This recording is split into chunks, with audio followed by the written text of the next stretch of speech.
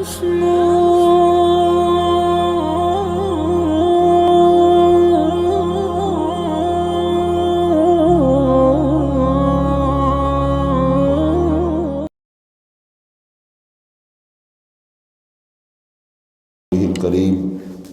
اما بعد فاعوذ باللہ من الشیطان الرجیم بسم اللہ الرحمن الرحیم۔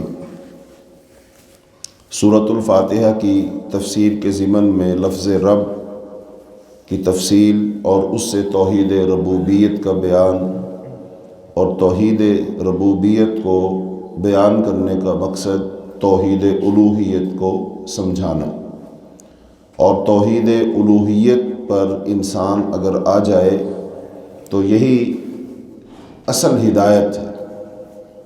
انبیاء کی دعوت کا محور اور مرکز توحید الوہیت رہی، تو توحید الوہیت کے لیے توحید ربوبیت سے استدلال کیا جاتا ہے، دلیل پکڑی جاتی ہے۔ اللہ رب العالمین نے قرآن پاک میں جو مختلف اپنی ربوبیت کی دلیلیں پیش کی ہیں کہ میں رب ہوں، میں نے یہ کام کیا، میں رب ہوں، میں نے یہ کام کیا، میں رب ہوں، میں نے یہ کام کیا، تو اصل میں یہ ساری باتیں بیان کرنے کا مقصد یہ تھا کہ جو رب ہے وہی الہ ہے۔ اگر لوگ اس بات کو مان لیں کہ الہ ایک ہے، وحدہ لا شریک ہے، تو بات پوری ہو جاتی ہے، مقصد پورا ہو جاتا ہے۔ اور اگر وہ رب تو مانے لیکن الہ بھی مانے لیکن الہ کے ساتھ شریک کر لے، تو اس کا مطلب انسان ناکام ہے، نامراد ہے، وہ فلاح نہیں پا سکتا، اللہ کی جنت میں نہیں جا سکتا، اس نے اپنی تخلیق کا مقصد پورا نہیں کیا۔ ہاں جب وہ مانے کہ رب بھی وہ ہے، الہ بھی وہ ہے، ہاں پھر وہ کامیاب ہو جائے گا۔ تو جب ہم اس لحاظ سے اس نقطے کو سمجھ لیں جو کل ہم نے بات کی کہ توحید ربوبیت کو سمجھانے کا مقصد یہ ہے کہ اس سے ہم دلیل پکڑیں، اس سے ہم استدلال کریں، کس چیز کے لیے؟ توحید الوہیت کے لیے، تو پھر تمام چیزیں ایک لائن میں آ جاتی ہیں، ہر چیز اپنی جگہ پہ فٹ بیٹھ جاتی ہے۔ تو قرآن پاک کی آج جہاں سے 20واں پارہ شروع ہوتا ہے تو چند ایک آیات ہم پڑھیں گے، اور ان میں اللہ تعالیٰ نے توحید ربوبیت کو بیان کر کے پھر بار بار یہ پوچھا ہے کہ بتاؤ کوئی اور الہ ہے، یعنی کہ بات توحید ربوبیت سے شروع کی جاتی ہے اور ختم کہاں ہوتی ہے؟ توحید الوہیت پر، اور الوہیت کا معنی الہ ایک معنی، عبادت اس کے لیے ہو جتنی بھی ہو۔ تو یہ اللہ تعالیٰ نے خود قرآن پاک میں اسلوب اپنایا ہے۔ اللہ تعالیٰ فرماتے ہیں امن خلق السماوات والارض وانزل لكم من السماء ماء فانبتنا به حدائق ذات بهجة ما كان لكم ان تنبتوا شجرها أإله مع الله بل هم قوم يعدلون۔ فرماتے ہیں اللہ تعالیٰ کہ کون ہے جس نے آسمانوں اور زمین کو پیدا کیا اور جس نے آسمانوں سے تمہارے لیے پانی برسایا، پھر اس آب پاشی سے خوش نما باغ اگا دیے، حالانکہ تمہارے بس کی بات یہ نہ تھی کہ ان باغوں سے درخت اگاتے۔ کیا ان کاموں کا کرنے والا اللہ کے ساتھ کوئی دوسرا معبود بھی ہے؟ کتنی چیزوں کا اللہ پاک نے ذکر کیا کہ اللہ نے آسمان بنائے، زمین بنائے، پھر پانی نازل کیا، پھر اس پانی کے ساتھ باغات بنائے جو خوبصورتی والے ہیں، اور تم اس قابل نہیں تھے کہ اس پانی سے کوئی درخت اگا دو، زمین سے کوئی پودا نکال لو، یہ تم کر ہی نہیں سکتے۔ تو یہ ساری باتیں کر کے اللہ نے فرمایا اَإِلَٰهٌ مَّعَ اللَّهِ، کوئی اور پھر الہ ہو سکتا ہے؟ یعنی رب تو تم مان لیتے ہو، پھر کیا الہ کوئی اور ہو سکتا ہے؟ نہیں، جو اس سارے کام کرنے والا ہے نا وہی الہ ہے۔ یعنی توحید ربوبیت، ربوبیت میں کیا آتا ہے؟ ربوبیت کا معنی، رب کا معنی ہم نے پیچھے کیا پڑھا تھا کہ تبلیغ الشیء الی کمالہ تدریجا، کہ کس چیز کو پیدا کرنا اور پھر اس کو آہستہ آہستہ اس کے کمال تک پہنچانا۔ تو اب یہ زمین آسمان کا بنانے والا کون؟ اللہ۔ پھر اس کو کمال تک پہنچانے والا کون؟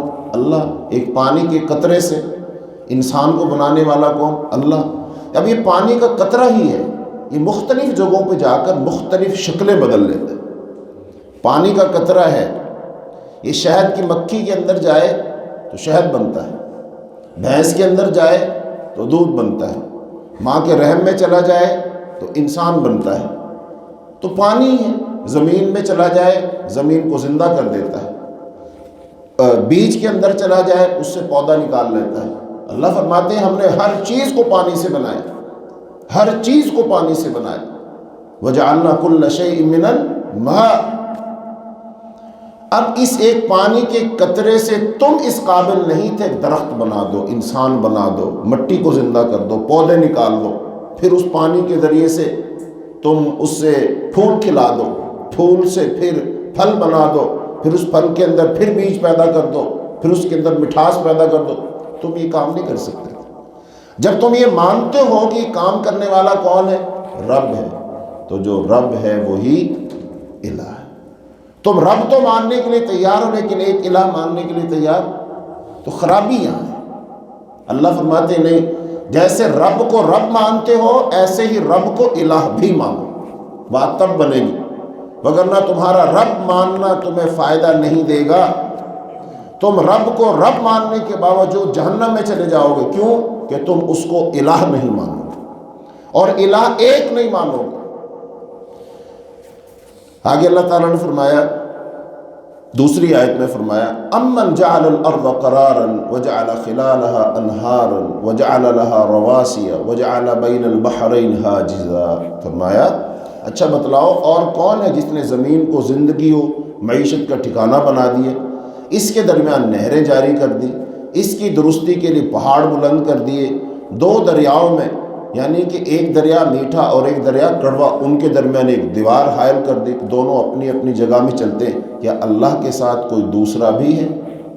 پھر اللہ پاک نے وہی بات، یعنی ہر آیت کے آخر میں ایک بات آ رہی، کیا کہ اللہ الہ مع اللہ، کہ اللہ کے ساتھ کوئی اور الہ ہے؟ یعنی یہ سارے کام کرنے والا کون ہے؟ وہ جو رب ہے نا وہی الہ ہے۔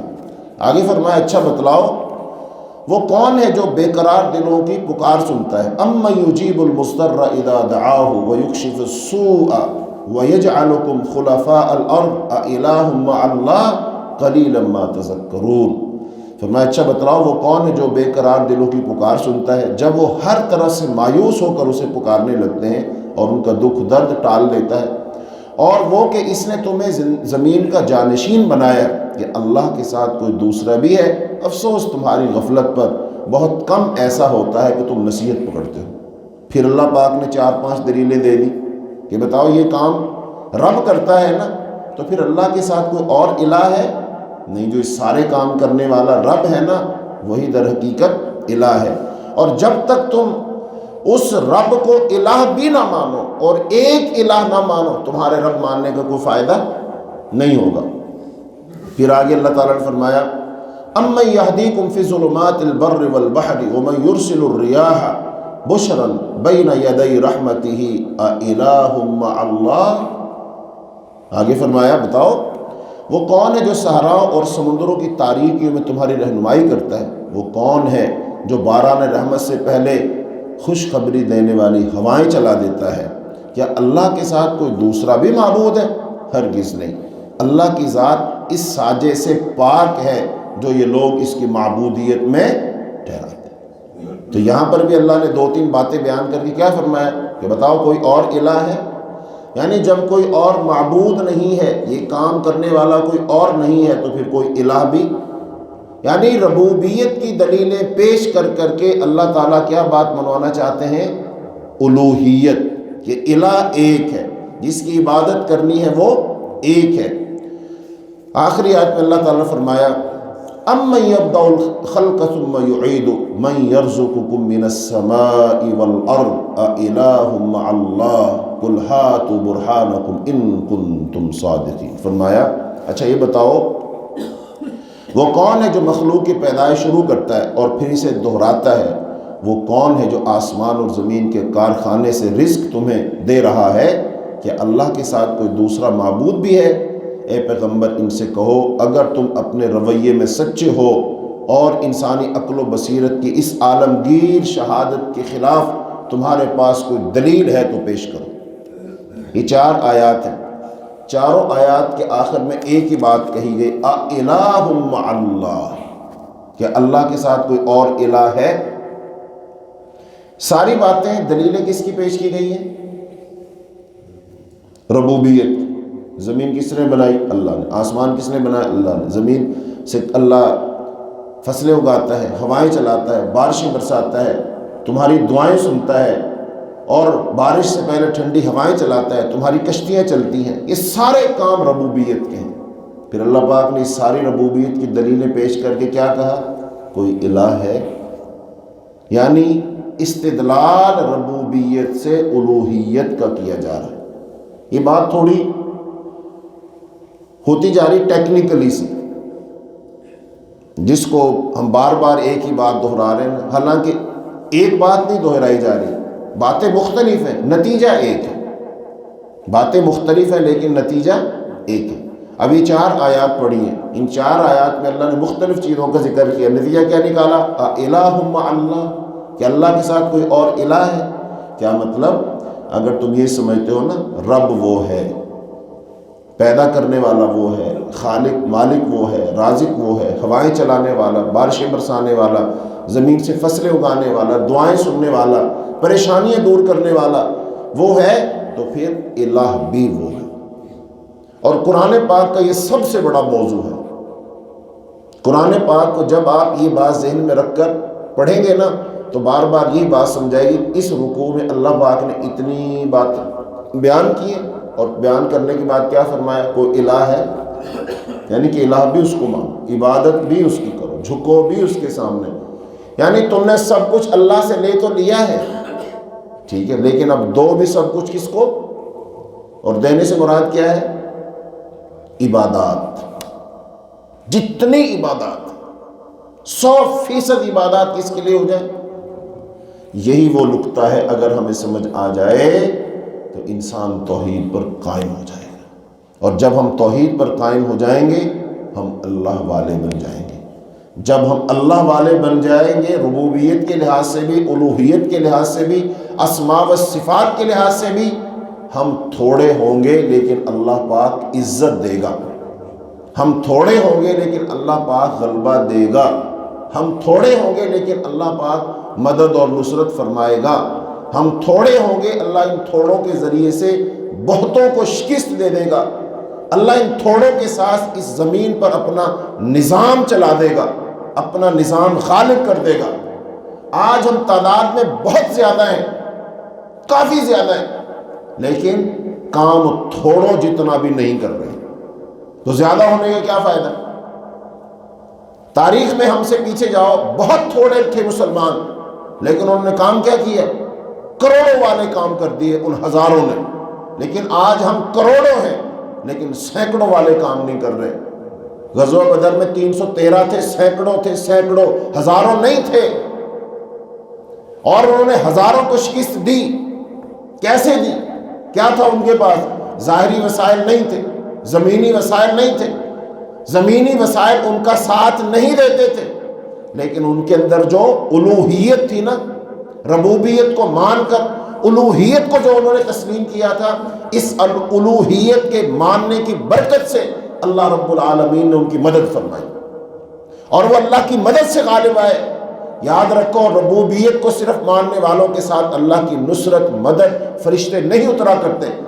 اللہ کے فرشتے اتریں گے جو الوہیت پر کامل یقین رکھتے ہیں، الوہیت کے تقاضوں کو پورا کرتے ہیں، اپنی ساری عبادات اللہ کے لیے کرتے ہیں۔ ان کے لیے اللہ کی رحمت اترتی ہے، اللہ کے فرشتے نازل ہوتے ہیں، اللہ ان کو غالب کرتا ہے، اللہ ان کو قیادت اور سیادت دیتا ہے۔ اگر ربوبیت کو ہی ماننا تھا تو مکے والے ابو جہل، عتبہ، شیبہ سارے کے سارے ربوبیت کو مانتے تھے۔